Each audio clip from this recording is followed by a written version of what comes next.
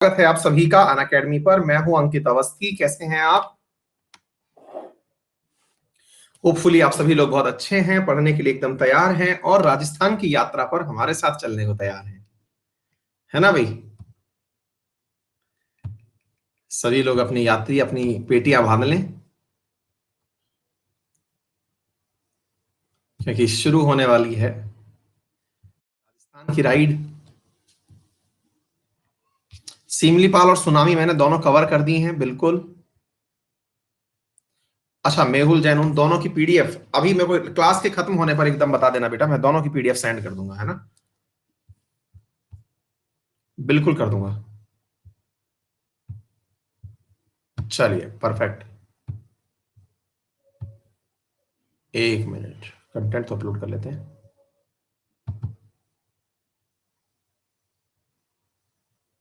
हाँ जी, मॉर्निंग वाली पीडीएफ मिल जाएगी भाई। एक गैप नामक चीज होती है, वो मिलना जरूरी होती है, वो मिल नहीं रही है। जैसे ही ये सारी क्लासेस 11 बजे ओवर होंगी, उसके बाद फिर मैं कंटेंट शेयरिंग का काम शुरू कर देता हूं, ठीक है? परेशान मत रहिए। हाँ जी, तो सबसे महत्वपूर्ण और जरूरी बात क्या है, रेफरल कोड के संबंध में कर लेते हैं। मेरा रेफरल कोड है अंकित 10, जिसका उपयोग करके आप अनअकैडमी पर 10% डिस्काउंट प्राप्त कर सकते हैं ऑन ऑल अनअकैडमी सब्सक्रिप्शंस, ठीक है? और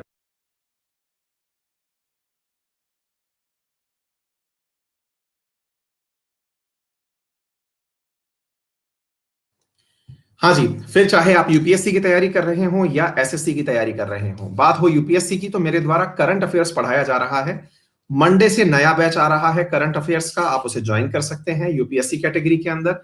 पॉलिटी शुरू होने जा रही है, इंडियन पॉलिटी का करंट अफेयर शुरू होने जा रहा है, तो आप अगर ज्वाइन करना चाहें तो मंडे से इस बैच को ज्वाइन कर सकते हैं। एसएससी में मेरे द्वारा वर्ल्ड ज्योग्राफी पढ़ाई जा रही है। यदि आप लोग डिटेल में वर्ल्ड ज्योग्राफी थ्योरेटिकली पढ़ना चाहते हैं, जिसमें वर्तमान में क्लाइमेट पढ़ाया जा रहा है, तो आप ज्वाइन कर सकते हैं, ठीक है?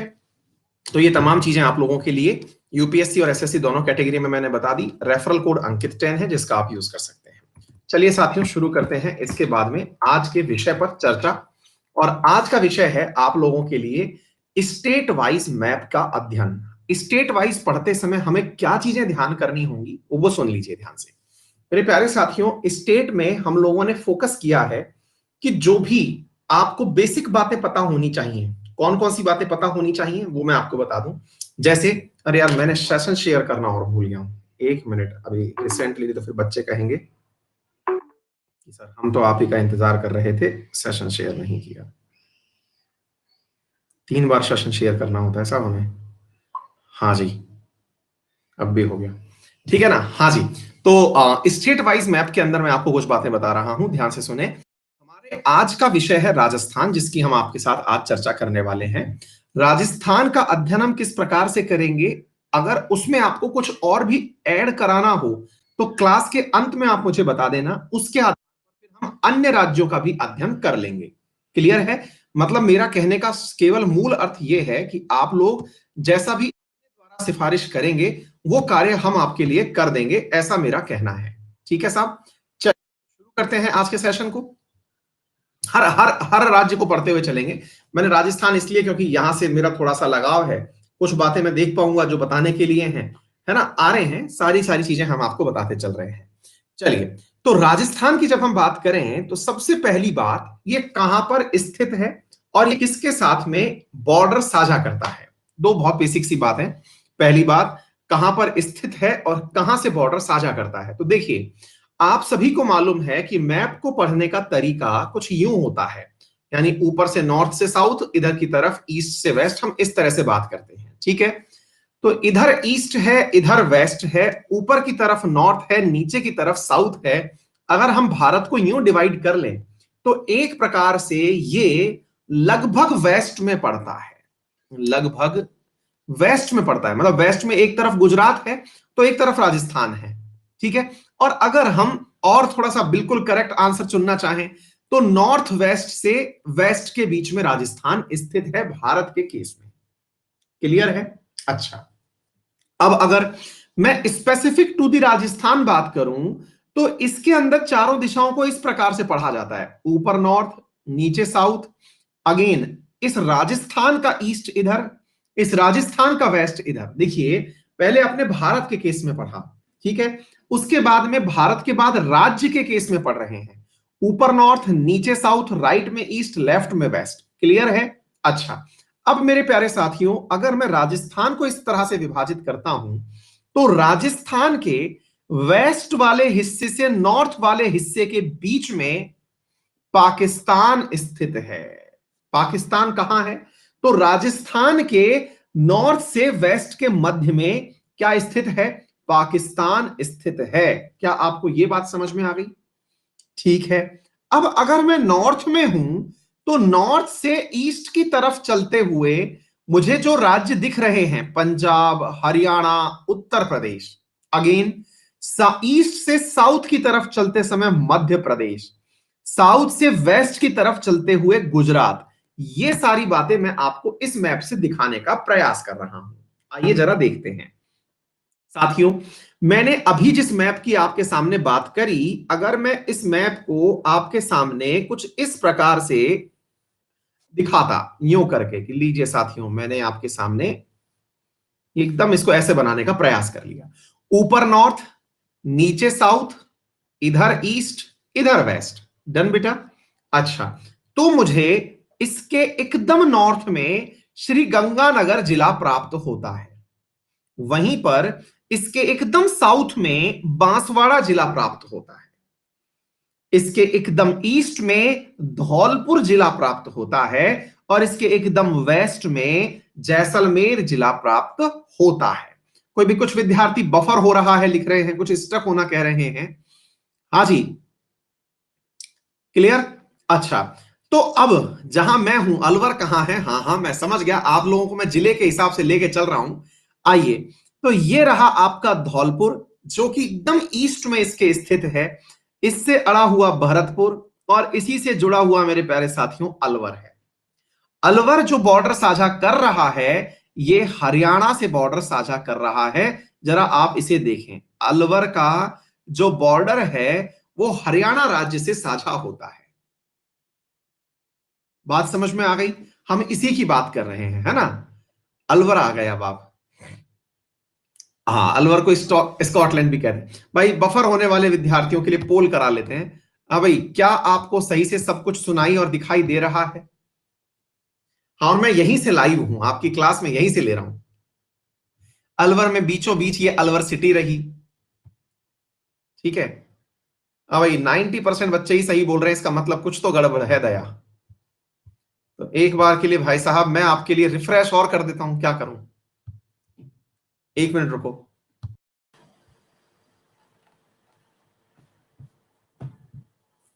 क्लियर हो गया? हाँ जी। तो अब सुनिए ध्यान से। तो मेरे प्यारे साथियों, इस तरफ आप लोग पहुंच चुके हैं, अलवर में आपका स्वागत हो चुका है। एनीवे, हम डिस्ट्रिक्ट्स पे ज्यादा फोकस नहीं करेंगे, लेकिन चूंकि विद्यार्थियों को जिज्ञासा है कि मैं कहां हूं, तो मैं यहां पर हूं, जिसके बॉर्डर हरियाणा से भी साझा हो रहे हैं, इधर भरतपुर से। अब ये सारी बातें धीरे धीरे आएंगी, तो फिलहाल के लिए हम लोग इस बारे में चर्चा कर लिए। अच्छा, अब दूसरी बात सुनिए मेरे प्यारे साथियों। आप लोगों ने इस प्रकार से जब राज्य का विभाजन किया, तो याद क्या क्या करना है परीक्षा उपयोगी? देखो, चूंकि ये क्लास ऑल इंडिया लेवल के विद्यार्थियों के लिए हो रही है, अगर स्टेट का होता तो स्टेट की खुद की ज्योग्राफी 20 दिन चलती है। 20 डेज तक लोग स्टेट की ज्योग्राफी पढ़ते हैं, आप अपने राज्य में भी पढ़ते होंगे, हमने भी पढ़ रखी है।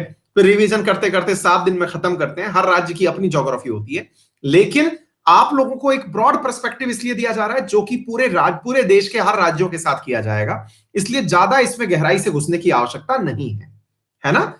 इसलिए कह रहा हूं कि जो चीजें जरूरी हैं हम उतना पढ़ते चलेंगे। पहली चीज क्या है कि ये पाकिस्तान से अंतरराष्ट्रीय सीमा साझा करता है, नंबर एक। नंबर दूसरा, ये पंजाब राज्य से सीमा बनाता है, हरियाणा राज्य से सीमा बनाता है, उत्तर प्रदेश से सीमा बनाता है, मध्य प्रदेश से, गुजरात से भी सीमा साझा करता है। तो पाकिस्तान से सीमा साझा करते हुए ये राज्यों में 5 राज्यों से सीमा साझा कर रहा है, पंजाब, हरियाणा, उत्तर प्रदेश, मध्य प्रदेश, गुजरात। बोलिए सर, इतनी बात समझ में आ गई? अच्छा, अब कुछ विद्यार्थी कह रहे हैं क्लास बीच बीच में बंद हो रहा है। भैया, मेरे हिसाब से तो सब सही चल रहा है। ठीक है, चलिए अब आगे चलते हैं। मेरे प्यारे साथियों, स्टेट मैप साझा होने के बाद में कितने कितने किलोमीटर की सीमाएं हैं, ये सारी बातें आपको याद नहीं करनी है। हालांकि जो राजस्थान वाले हैं वो चीजें याद करके चलते हैं कि 1070 किलोमीटर इसकी अंतरराष्ट्रीय सीमा है, मध्य प्रदेश के साथ सबसे बड़ी बॉर्डर साझा करता है, सबसे कम पंजाब से बॉर्डर साझा करता है, लेकिन आपको यह याद करने की आवश्यकता नहीं है। मतलब समझिएगा इस बात का, क्योंकि आप किसी स्टेट विशेष की परीक्षा नहीं दे रहे हैं, आप किसी स्टेट विशेष की परीक्षा नहीं दे रहे हैं। हां, अगर आप आरपीएससी के एग्जाम दे रहे होते तो आपको यह सब पढ़ना होता। फिलहाल के लिए आपको इतना याद रखना है कि यह 5 राज्यों के साथ सीमा साझा करता है। अक्सर बच्चे कहां गलती करते हैं वो मैं आपको बता दूं। बच्चे जो हैं वो पंजाब को कंसीडर करना भूल जाते हैं कि क्या पंजाब राजस्थान से सीमा साझा करता है। ठीक है, नंबर 1। दूसरा क्या है मेरे प्यारे साथियों, यहां पर पंजाब जो आपको दिख रहा है, इसके साथ राजस्थान के 2 जिले सीमा साझा करते हैं। और वो कौन कौन से हैं मेरे प्यारे साथियों? पंजाब से राजस्थान के 2 जिले हनुमानगढ़ और श्री गंगानगर। अब मैं ये क्यों बता रहा हूं, आप कहेंगे सर आप तो अपने यहां के जिलों के बारे में भी बताने लग गए हैं। अरे भैया, यही वो गंगानगर है जहां पर पेट्रोल का प्राइस सबसे पहले 100 रुपए लीटर हुआ था, जिसके कारण मैंने आपको श्याम रंगीला वाली कहानी सुनाई थी। क्या आपको मेरी बात समझ में आ रही है?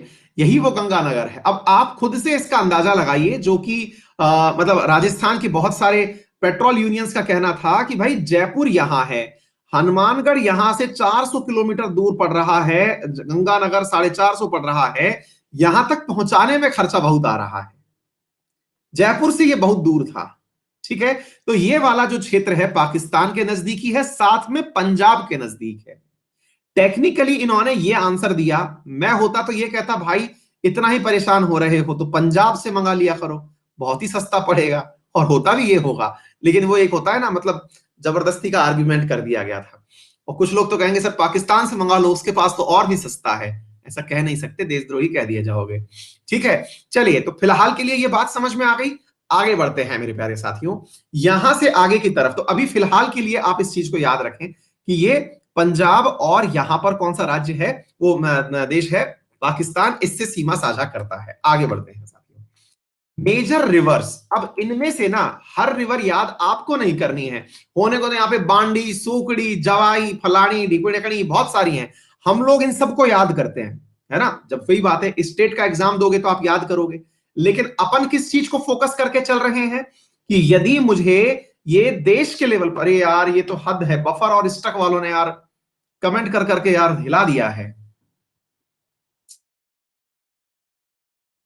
हो रही है क्या भैया? मैं एटमैक्स एक काम कर सकता हूं कि मैं अपनी तरफ से, मतलब एक वो डेटा केबल और होती है वो और लगा दूं, बाकी सब सही चल रहा है यार।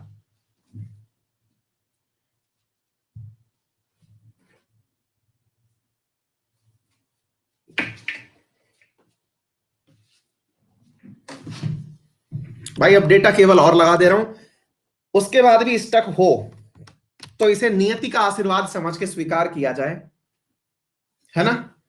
हम अपनी तरफ से जो प्रयास कर सकते हैं, एटमैक्स यही है मेरे पास, और कुछ नहीं है। रिफ्रेश मैं कर लिया, डेटा केबल मैंने लगा लिया। अब भी अगर दिक्कत आती है तो भैया इसे समझें कि राजस्थान पढ़ना थोड़ा भारी काम हो रखा है। ठीक है, चलो आ जाओ। तो भाई साहब हम ये यहां पर कह रहे हैं ये सारी बातें, तो अब हम कह रहे हैं सर कितनी रिवर पढ़नी चाहिए हमें।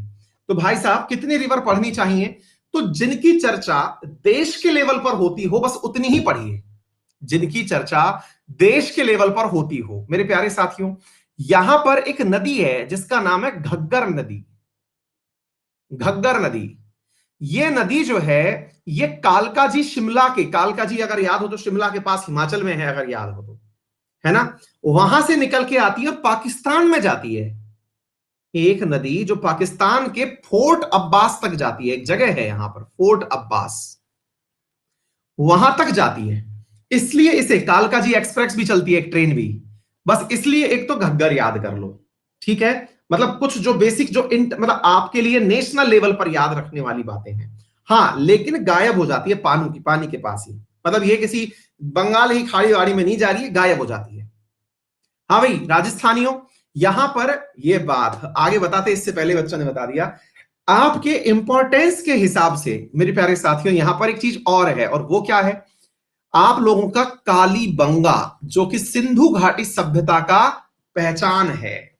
कालीबंगा और पीलीबंगा, ये दो क्षेत्र हैं यहां पर। बंगा जो है असल में बेंगल को कहा जाता है। ये दोनों हनुमानगढ़ में है, तो हनुमानगढ़ के अंदर से ये घग्गर आ रही है। क्या आपको ये बात समझ में आ गई? तो इसलिए आप इस चीज को याद रख लें। बाकी सारी रिवर याद नहीं करनी है, मैं तो केवल इसलिए इसी के किनारे यानी घग्गर नदी के किनारे ही स्थित है।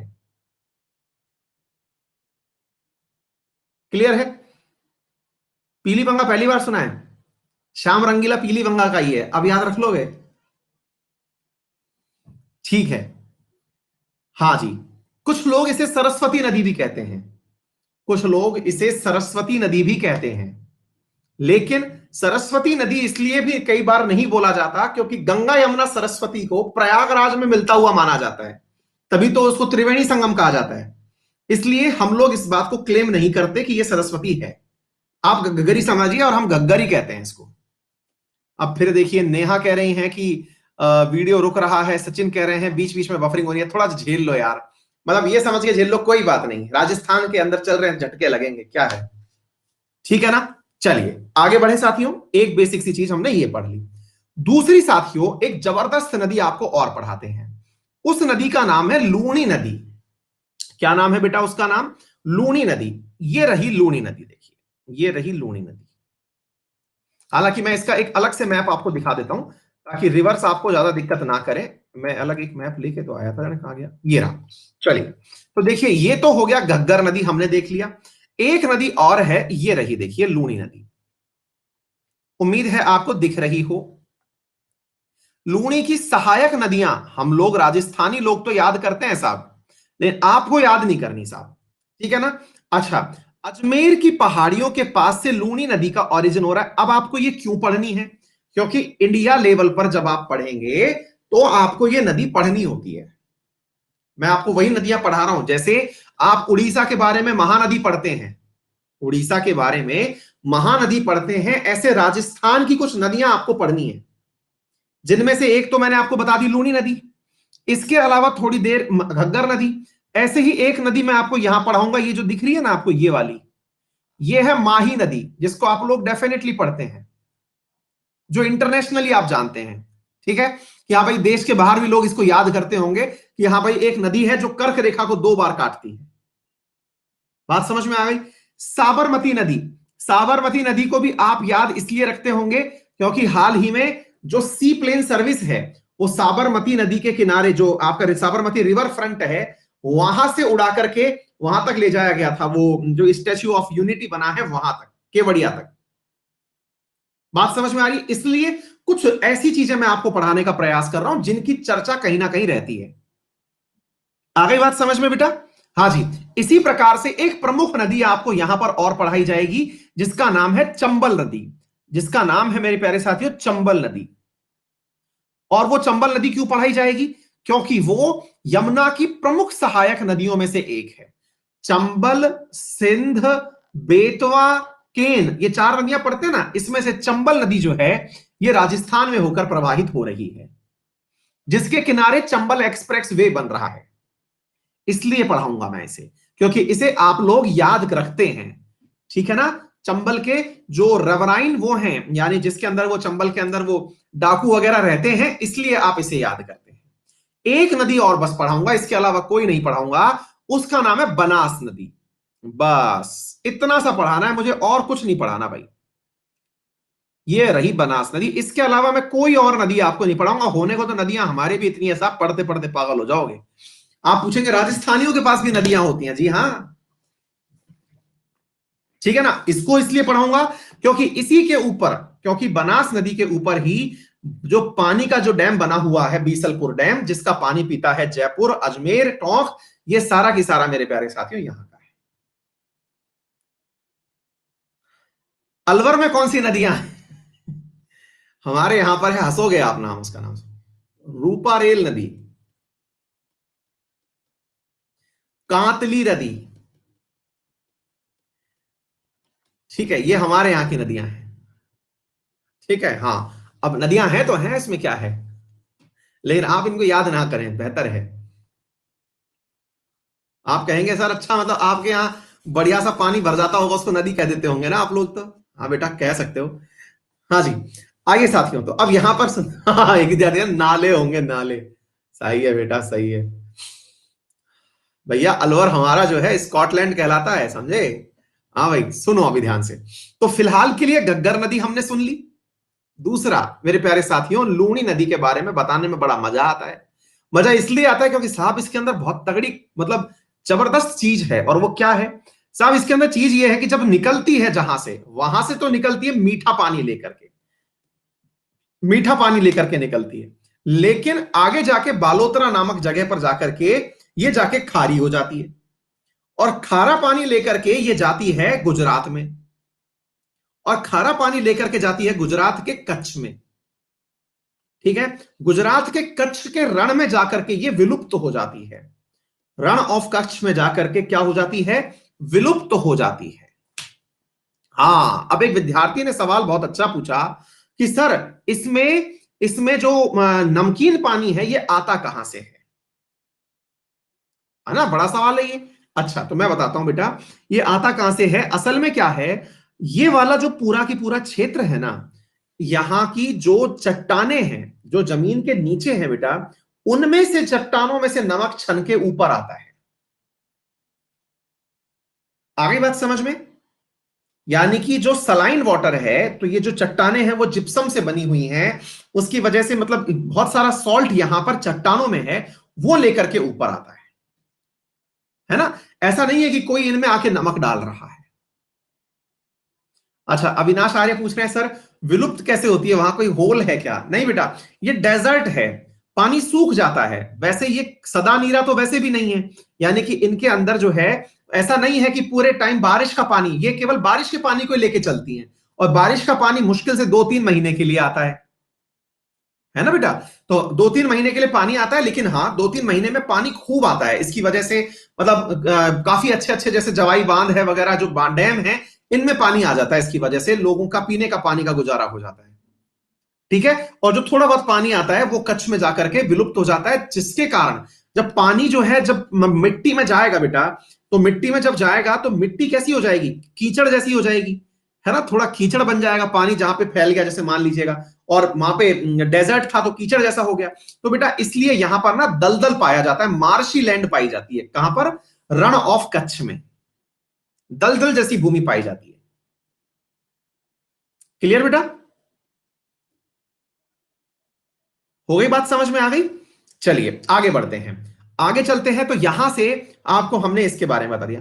अच्छा, एक प्रमुख लेक है साहब हमारे राजस्थान में, जिसका नाम है सांभर लेक। ये असल में जयपुर, नागौर, अजमेर, इन तीनों के बॉर्डर पर स्थित है सांभर लेक, जिसके बारे में आप लोग काफी ज्यादा जानते हैं। आप ही नहीं, दुनिया वाले भी जानते हैं। क्यों भाई, क्योंकि इसे रामसर साइट कहा जाता है। ये मतलब इनलैंड वाटर का, इनलैंड नमक का भारत में सबसे बड़ा सोर्स है ना। तो ये एक प्रकार से जयपुर, सी, ये नागौर, अजमेर, इसके बॉर्डर पर स्थित है। रामसर साइट तो है ही, सॉल्ट वाटर यहां पाया जाता है। अगेन इसमें भी मेरे प्यारे साथियों, जो नमक है, वो नमक जो यहां पर उपस्थित है, वो नमक नदियों के द्वारा नहीं लाया जा रहा है, इसके नीचे जमीन में से सॉल्ट बाहर आ रहा है। यहां की जो मतलब चट्टाने हैं वो नमकीन है। क्लियर हो गया बेटा।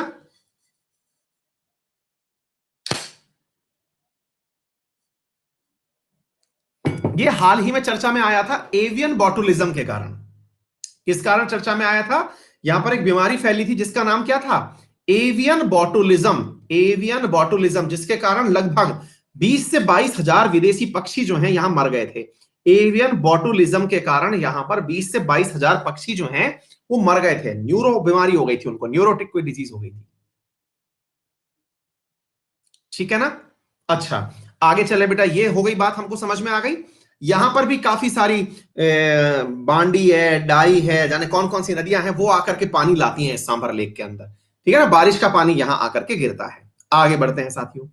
इसके साथ साथ मेरे प्यारे साथियों, यहां पर एक नदी जो मैंने अभी हाल आपको बताई, जो कि राजस्थान के ही अंदर से ओरिजिन होती है, राजसमंद जिले से ओरिजिन होती है। आपको ओरिजिन पॉइंट याद नहीं रखना है। उसके एक तरफ तो साबरमती चली जाती है और उस राजसमंद के एक तरफ बनास चली जाती है। राजसमंद से एक तरफ तो चली जाती है साबरमती और एक तरफ चली जाती है बनास। ठीक है ना? हाँ जी, खमनौर की पहाड़ियों से, बिल्कुल सही। तो ये जो बनास नदी है साथियों, इसे वन की आशा के नाम से हमारे यहां जानते हैं, लेकिन आपको इससे कोई मतलब नहीं है, लेना देना नहीं है। फिलहाल के लिए बस इतना याद रखिए कि बनास का जो पानी है, ये चंबल की सहायक नदियों में सबसे बड़ी नदी कंसीडर की जाती है। यानी कि ये अपना जितना भी पानी अतिरिक्त है, उसे ले जाकर के चंबल में डाल देती है। ठीक है ना? तो बनास की जो बनास किसकी सहायक नदी है? तो आंसर है कि ये बनास जो है ये उसकी सहायक नदी है। ठीक है ना? ठीक है। इसके बाद में और क्या है? चंबल की सहायक नदी है। चंबल की कहानी क्या है बेटा? असल में चंबल जो है वो राजस्थान में एंट्री करती है। कहां से बेटा? ये एमपी से।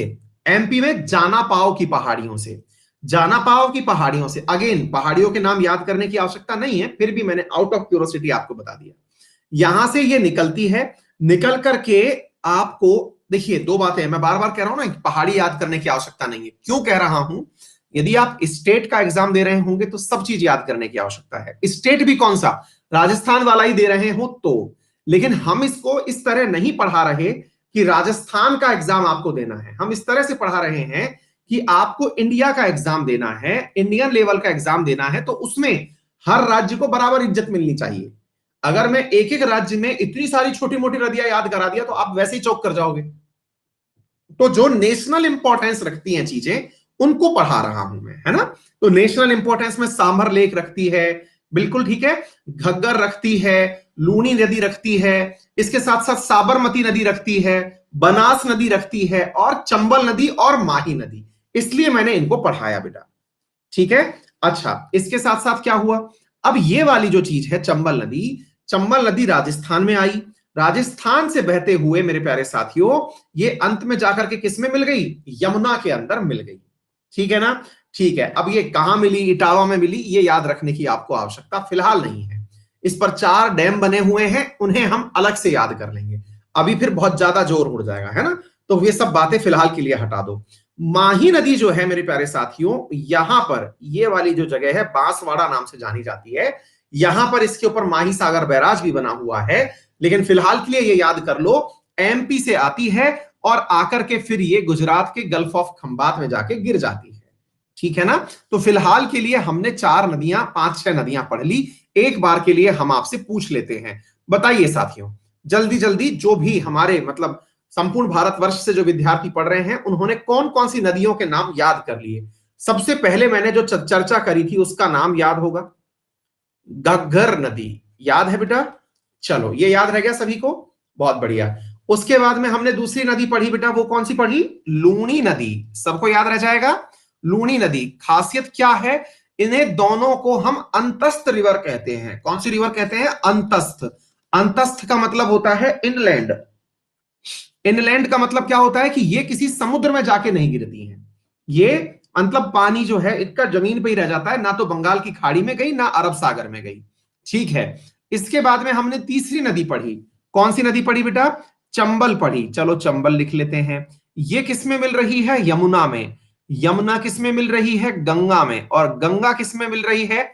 ब्रह्मपुत्र में। और ब्रह्मपुत्र किस में मिल रही है? मेघना में। और मेघना किस में मिल रही है? यहां पर जाकर के मेरे प्यारे साथियों, बंगाल की खाड़ी में। बंगाल की खाड़ी में। ठीक है। तो एक प्रकार से हम क्या कहते हैं? चंबल जो है वो बंगाल की खाड़ी में जाकर गिरती है। हम क्या कहते हैं? बंगाल की खाड़ी में गिरने वाली नदियां कौन है? तो आंसर देते हैं चंबल है। ठीक है ना? हाँ जी।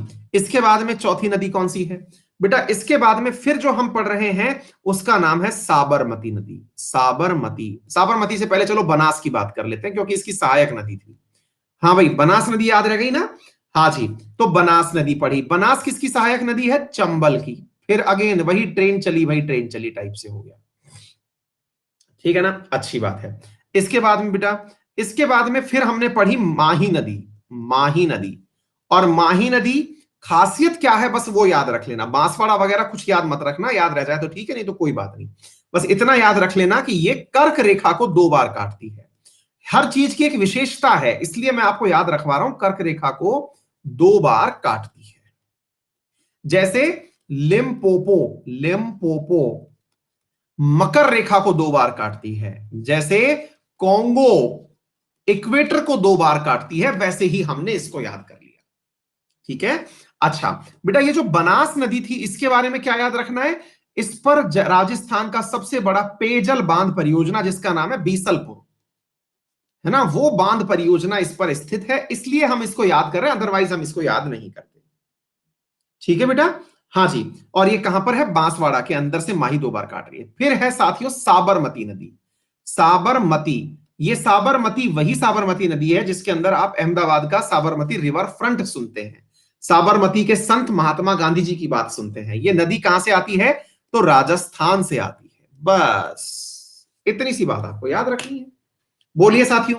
हाँ, एक ज्योग्राफिकल फीचर हमने और पढ़ा था, वो क्या था? सांभर झील। सांभर झील पढ़ी थी। सांभर झील की विशेषता क्या है बेटा? ये नमकीन पानी की झील है, खारे पानी की, मतलब इनलैंड वाटर की सबसे बड़ी झील है, रामसर साइट है, एवियन बॉटुलिज्म यहां पाया जाता है।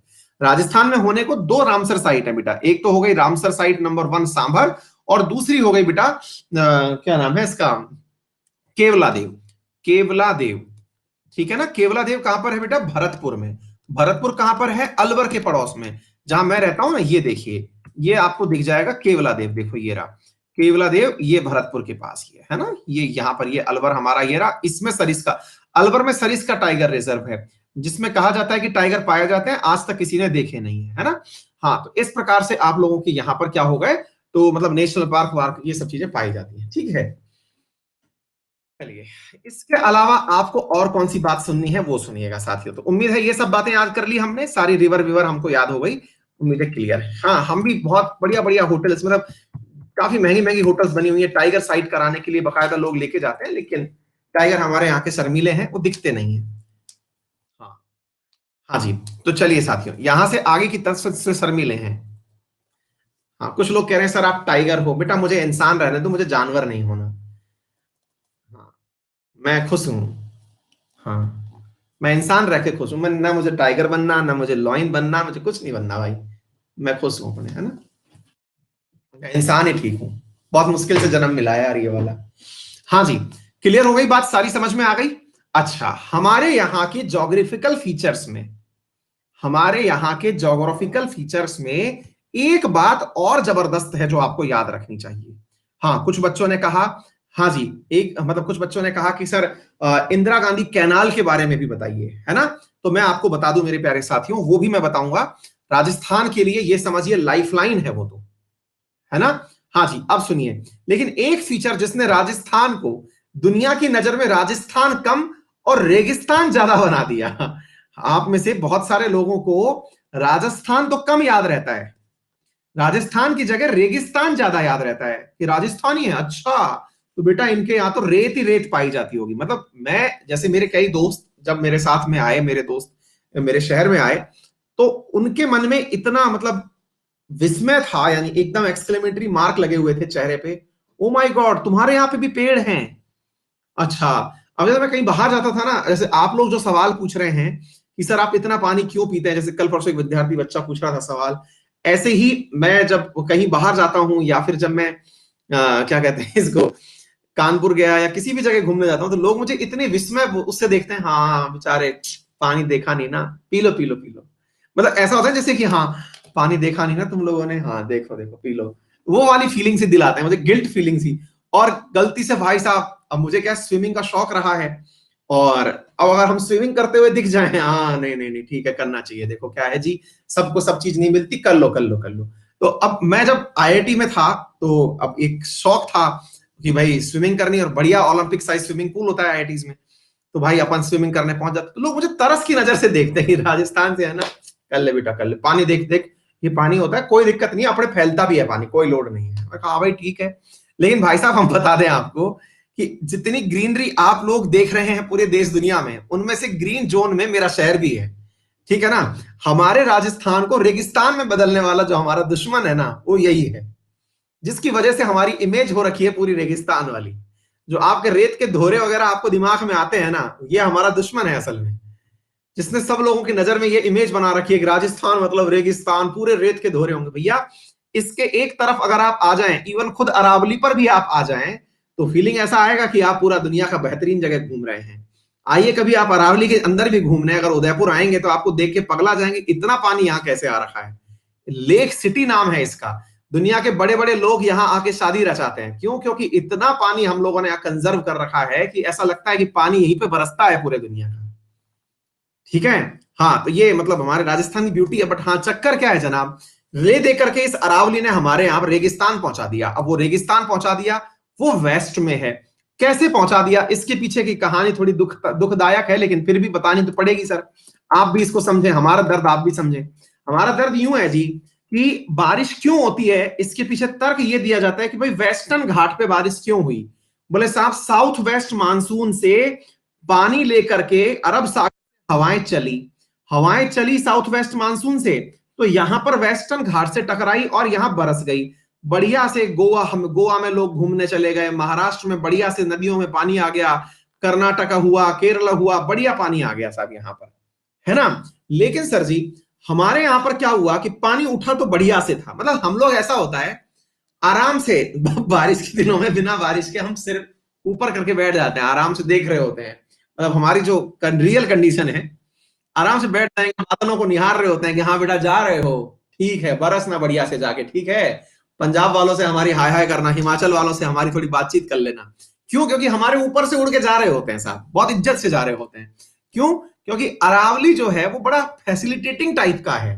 फैसिलिटेटिंग टाइप का है मतलब ये है कि ये यूं है, मतलब सोचो, मतलब ये डिजाइन भी ऐसा हुआ है ना, मतलब थोड़ा भाई तो दाएं बाएं हो लेता। ये प्रॉपर, मतलब प्रॉपर जनाब, ये पैरेलल है। पहाड़ों के ऊपर से बादल निकलते हुए दिखेंगे तो सही, बरसेंगे नहीं, अटकाना ही नहीं है। हाँ, अब सिल्वर आयोडाइड डालना पड़ेगा हमको। अब यही लग रहा है बस राजस्थान सरकार के पास थोड़ा पैसा वैसा आ जाए, फिर सिल्वर आयोडाइड डाल दिया करेंगे हम। बिल्कुल आइए, आप मेरे घर आकर के देखिए, जहां आना है। ठीक है साथियों, थोड़ा बहुत हमारी तरफ तो फिर भी पानी आ जाता है, क्योंकि भाई कोई बेचारी बारिश की बदली जो है वो यूं जाके टकरा गई। कई बार थोड़ा मेहरबान बंगाल की खाड़ी वाली शाखा होती है, वो आ जाती है हमारी तरफ, आकर के यूं टकरा जाए तो भले ही बारिश कर दे।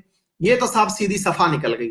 ऐसी स्थिति में ये पूरा मामला एकदम खाली रह जाता है। लेकिन साहब, विजनरियों का कमाल देखिए साहब, ये जो चीज है जो खाली रह जाती है, जो कि आपको अब समझ में आ चुका है, ये मामला पूरा साफ रहने वाला है हमारे राजस्थान में।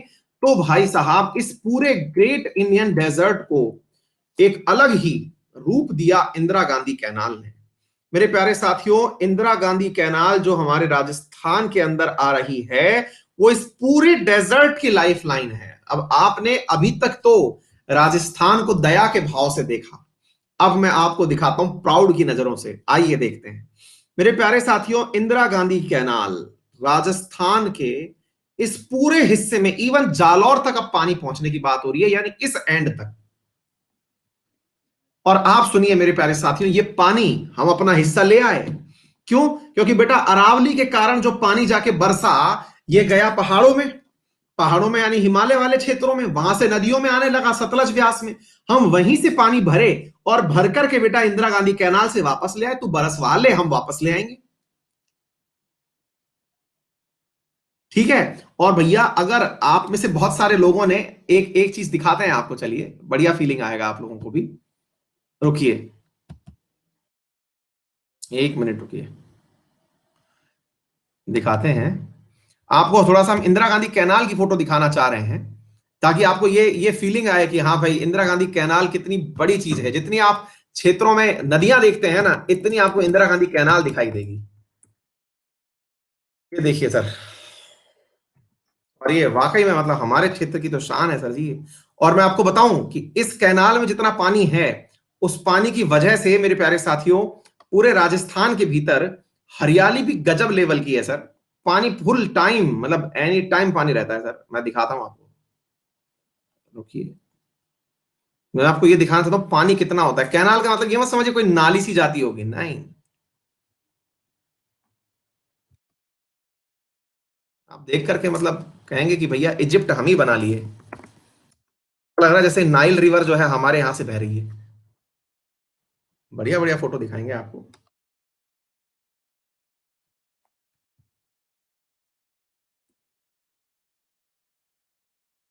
देखिए अब आप, ये आपको राजस्थान भ्रमण का कभी मौका मिले ना मिले, हम जरूर घुमाएंगे आपको। ये देखिए सर जी। ठीक है,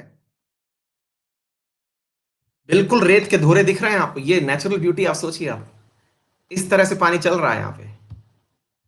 ठीक है, अब आप इसका अंदाजा लगाइए कि बीच में पानी और ये सूखा हुआ नहीं है। हाँ जी, और दिखाते हैं, एक फोटो और दिखते हैं, ये लीजिए। है ना गजब वाली फीलिंग। पानी दिख रहा है, पूरे टाइम पानी रहता है, हल्के में मत लीजिएगा। और इस वजह से हम आपको बताएं कि जो हमारा गंगानगर वाला क्षेत्र है, ये गंगानगर हनुमानगढ़ वाला, ये तो साहब ऐसी ऐसी फसल पैदा कर लेते हैं जो पंजाब वाल, मतलब हमारा मिनी पंजाब है ये राजस्थान का, यूं समझिए आप, बराबर तीनों फसल लेते हैं ये। ठीक है, बिल्कुल रिवर जैसा ही है, 12 महीने पानी रहता है इसमें, वो वाला सिस्टम नहीं है, हल्के में मत लीजिएगा। और सुनो बेटा, आप राजस्थान की बातें सुन ही रहे हो तो सुनते रहो। हम अपना थोड़ा सा क्या प्राउड फील करते हैं, कुछ लोग हमको कहते हैं पानी नहीं देखे हो ना, बेटा हम पानी नहीं, हम तेल देखते हैं। आइए आपको थोड़ा और हम दिखाते हैं। साथियों, ये वाला है जैसलमेर, जिसको ये समझा जाता था कि यहाँ कुछ नहीं है। ये रहा बीकानेर, और इसकी बगल में यहां बैठा हुआ है बाड़मेर। लोग बड़ा हमारे ऊपर दया किए, हमने कहा कि जाओ, अब हम पानी से नहीं तेल से काम चलाएंगे। ये देखिए मेरे प्यारे साथियों, ये जो बाड़मेर वाला क्षेत्र है, ये अब तेल के क्षेत्र में राजस्थान आत्मनिर्भर हो सकता है, इतना तेल निकलता है यहां पे। समझ रहे हैं आप, इतना तेल निकलता है यहां पर कि तेल के क्षेत्र में अगर हम वो तेल यूज कर लें तो अपना हम अपने से आत्मनिर्भर हो जाएंगे, तो भारत की नीड पूरी कर रहे हैं हम। समझ गए, इतना तेल यहां से निकल रहा है अभी। कुआं खोद दिया गया है, वो जो केएनस एनर्जी नाम नहीं सुनते हैं आप, केएनस एनर्जी में बार बार सुनाता रहता हूं आप लोगों को, केएनस एनर्जी केएनस एनर्जी, वो केएनस एनर्जी यहीं पर तेल उत्पादन कर रही है। रिफाइनरी, जो रिफाइनरी बन चुकी है भाई यहाँ पे। ऐसा क्या करें, पचपर्दा में रिफाइनरी है हमारे। आई बात समझ में। और यहां पर जो डेवलपमेंट हुआ है, मतलब आप सोचिए, गंगानगर हनुमानगढ़ तो हमारा मिनी पंजाब है, अब आप ऐसे समझिएगा, चलिए आपको थोड़ा सा फील दिलाते हैं। ये तो हो गया मिनी पंजाब, खूब ग्रीनरी है बढ़िया वाली। और बाड़मेर जो है, जो कभी मतलब बहुत ही एकदम वो था, मतलब एक तरह से समझिए कि, अब आप में से कई लोग कह रहे होंगे सर आप राजस्थान की तारीफ में लगे, बेटा हम आपको बहुत सारी चीज पढ़ा दिए, ऐसे करते करते हम बहुत सारी चीजें पढ़ा दिए आपको। आपको हमने करते करते इंदिरा गांधी कैनाल के बारे में बता दिया, जिसके क्षेत्र में सबसे ज्यादा डेवलपमेंट है, तो राजस्थान में हरित क्रांति का कहां फर्क पड़ा, तो वो यही है। हरित क्रांति का क्षेत्र हमारे राजस्थान में जो था वो यही है। ठीक है, इसके साथ साथ ये जो बाड़मेर वाला क्षेत्र आप देख रहे हैं, ये बाड़मेर वाला क्षेत्र रिफाइनरी, पचपर्दा रिफाइनरी यहीं पर बनाई जा रही है। तीसरा क्षेत्र, ये जो जैसलमेर आप सुनते हैं, राजस्थान जो है वो इस समय सोलर एनर्जी के मामले में सबसे ज्यादा जो बड़े सोलर प्लांट लगाए जा रहे हैं। अब वो तो बात दूसरी है कि मोदी जी उसको रन ऑफ कच्छ में हाइब्रिड के आधार पर उधर ले गए।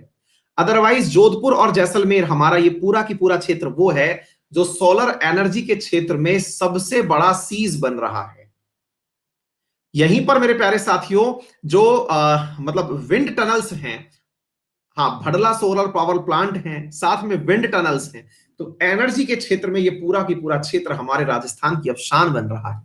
अरावली का तो भैया हम अब पूर्ण उपयोग कर रहे हैं, हल्के में मत लेना। ठीक है, चलो, तो उम्मीद है आपको बात समझ में आ गई होगी, क्लियर हो गया। अब एक चीज और जान लीजिए, अजी छोड़िए, एक चीज और बताते हैं आपको, जान करके फीलिंग आ जाएगा। फीलिंग ये है कि राजस्थान को मेरे प्यारे साथियों, माइंस एंड मिनरल्स में आप हल्के में लेते होंगे ना। सुनिए, राजस्थान को खनिजों का अजायब घर कहते हैं, जू कहते हैं, जू।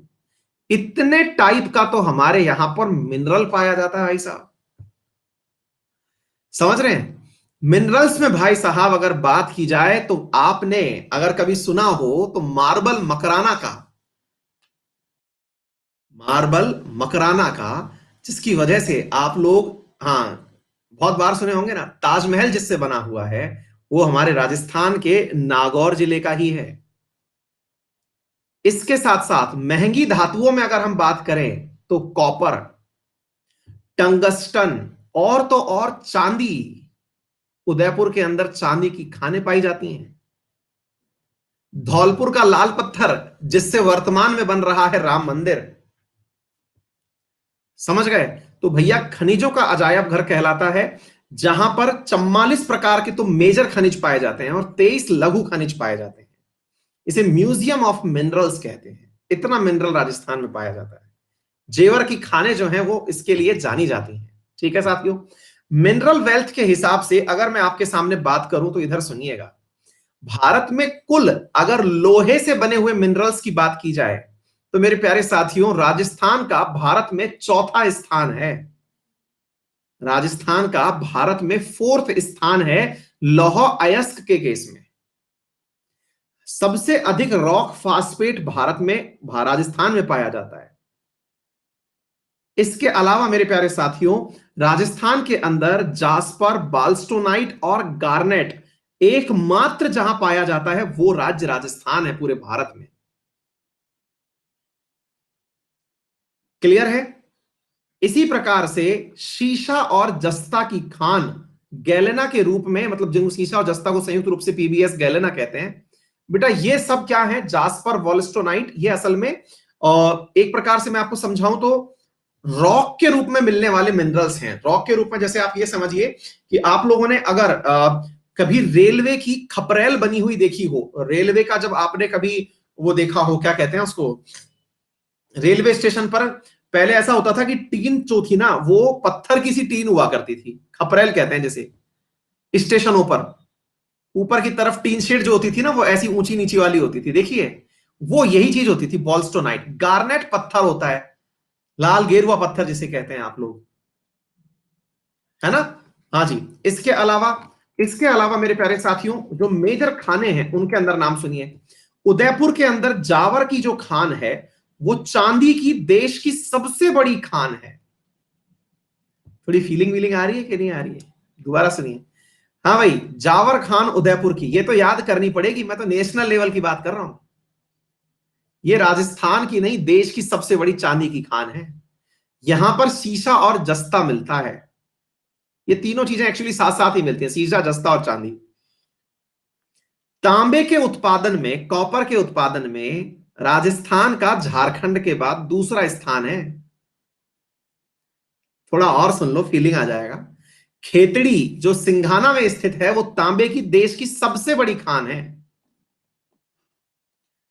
खेतड़ी जो सिंघाना जगह पर स्थित है, जो कि झुंझुनू जिले में स्थित है, वो देश की सबसे बड़ी कॉपर की खान है। समझ रहे हैं आप? फीलिंग आ रही है कि नहीं? और कॉपर का तो उपयोग आप समझते ही हैं। देश का 70% जो रॉक फास्फेट है वो भाई साहब राजस्थान में पाया जाता है। आप पूछेंगे इसका उपयोग क्या काम करेंगे? भैया जो खान, जो आप वो नहीं डालते हैं, जो एनपीके, 3 चीजें डालते हो ना आप, एनपीके, फसलों के अंदर खाद के रूप में फास्फेट खाद डालते हैं। फर्टिलाइजर में P4 फास्फेट, वो रॉक फास्फेट से तो बनता है, सुपर फास्फेट। राजस्थान 90% इकलौता उत्पादक है उसका। पेस्टिसाइड नहीं है बेटा ये, फर्टिलाइजर्स। आ रही है फुल फीलिंग? हाँ भाई। इसके अलावा राजस्थान में लोहा भी पाया जाता है। राजस्थान में सबसे ज्यादा लोहा कहां पाया जाता है? तो जयपुर में पाया जाता है। पर फिर भी ये इतना बड़ा लोहा नहीं है कि मतलब इसकी वजह से हम आपको लोहा मनवा दे खामोखा। क्लियर है? बाकी चीजों में तो खैर छोड़िए, आपको माफ ही कर देते हैं। हाँ, एक चीज और सुनिए। महंगे पत्थर में आपने अगर नाम सुना हो ग्रेनाइट का, ग्रेनाइट सुना होगा ना, चिकना पत्थर, मार्बल से भी महंगा,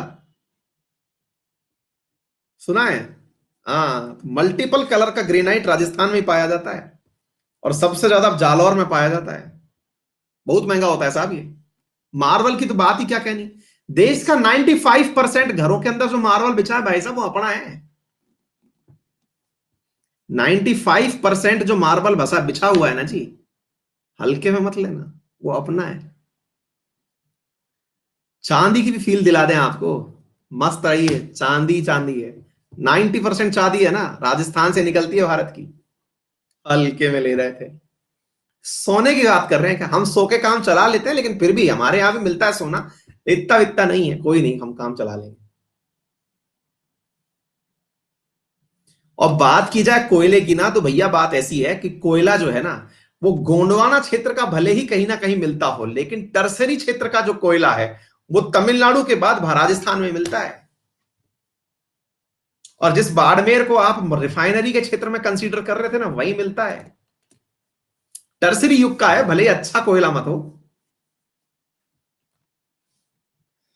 प्राकृतिक गैस, नेचुरल गैस आप कतर वतर से लेके आते हैं। आइए हमारे राजस्थान में, जैसलमेर के घोटारू में घोट घोट के गैस भर रखी है हमने। तेल के तो भंडार हमने बाड़मेर में लगाई दिए। और तो छोड़िए सर, यूरेनियम भी पाया जाता है हमारे यहां पे भाई साहब।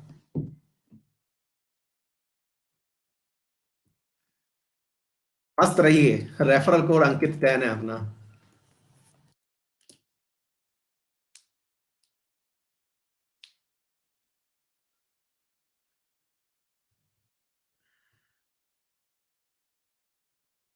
हाँ भाई, फीलिंग आ गया। राजस्थान भ्रमण अच्छा लगा, मजा आ गया। चलो, मैं पढ़ाने के लिए, चीजों को इंटरेस्टिंग बनाने के लिए पढ़ा रहा था। कल हम ऐसा करेंगे कि शुरुआत के 10 मिनट तो इसका रिवीजन करेंगे, जो हमने अभी पढ़ा है, देखते हैं कितनी चीजें याद रहती हैं। ठीक है। उसके बाद में हम दूसरा राज्य पढ़ना शुरू करेंगे। ठीक है। कौन सा शुरू करें?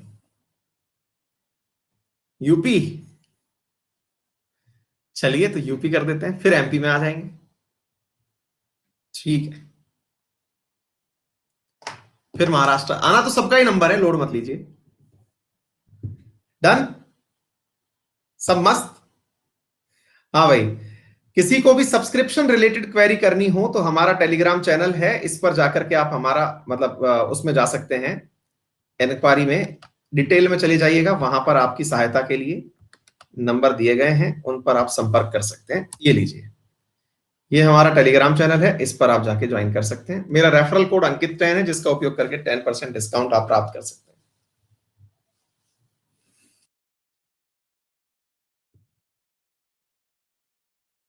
चलिए, ऑल द वेरी बेस्ट। फिर मुलाकात करते हैं शाम को। याद रखना, फंडामेंटल राइट्स और डीपीएसपी चल रहे हैं। और भैया, जो यूपीएसआई वाले बच्चे हैं, चिंता ना करें, उनके लिए थोड़ी मेहनत करने को मैं तैयार हूं। विधि पढ़ाने के लिए मैंने देखा, मैं विधि का मतलब समझ रहा था कि आईपीसी पढ़ाई जाएगी। उसमें विधि में आईपीसी की जगह तो केवल आईपीसी और सीआरपीसी का मूल भेद बता रखा है ना। लेकिन उसके अलावा तो सारे कानून बता रखे हैं जो अपन पढ़ते ही हैं, मतलब निज, ये क्या कहते हैं इसको, उपभोक्ता अधिकार क्या है, सूचना का अधिकार क्या है, ये सारी चीजें हम लोग करेंगे। ठीक है।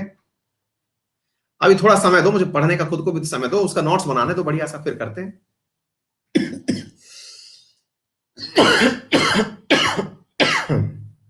ठीक है।